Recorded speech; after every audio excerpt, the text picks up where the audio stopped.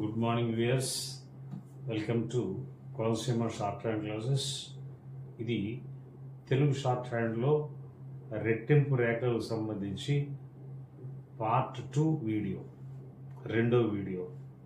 దీంట్లో ఇంప్ ఇంబు అనేటటువంటి కర్వ్స్ ఏవైతే ఉన్నాయో, వక్రరేఖలు ఏవైతే ఉన్నాయో అవి ఇంగ్లీష్ షార్ట్ హ్యాండ్ ఎలా చెప్తాడు, ఈ ఇంపు ఇంబు.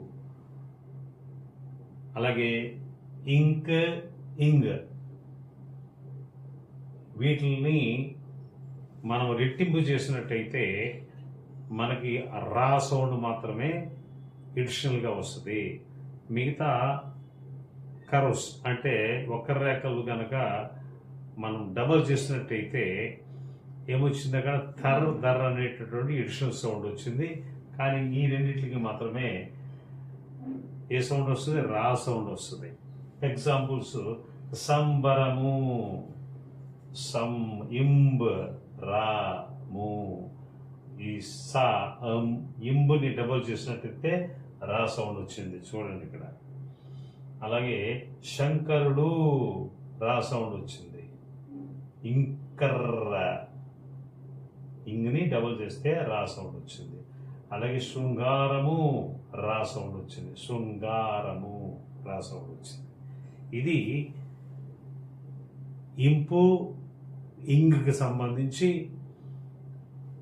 తెలుగు షార్ట్ హ్యాండ్లో రెట్టింపు రేఖలకి మనకి డబులింగ్ ప్రిన్సిపల్. ఈ పార్ట్ ఇది, చిన్న పార్ట్ ఇది. మీకు నెక్స్ట్ పార్ట్లో స్ట్రెయిట్ స్ట్రోక్స్ మీ అందరికీ తెలుసు. ఏవైతే మనకి కాన్సోనెంట్స్ అంటే హల్లు రేఖలు ఏవైతే ఉన్నాయో ఆ హల్లు రేఖలు రెండు రకాలు. ఒకటి తిన్నని రేఖలు, వక్ర రేఖలు. తిన్నని రేఖలు అంటే స్ట్రెయిట్ స్ట్రోక్స్, వక్ర రేఖలు అంటే కర్వ్స్. సో కర్వ్స్ గురించి మీకు చెప్పేశాం, దీంతో పాటు కర్వ్స్ అయిపోయింది.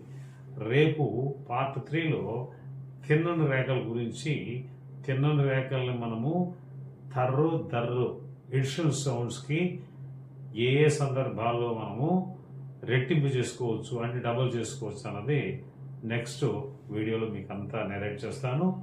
సో ఈ వీడియో కనుక మీకు నచ్చినట్టయితే అందరికీ షేర్ చేయండి, అలాగే లైక్ చేయండి. అలాగే నా ఛానల్ ఏదైతుందో కోనసీమ షార్ట్ హ్యాండ్ క్లాసెస్ దయచేసి సబ్స్క్రైబ్ చేసుకోండి. Okay, right, thank you.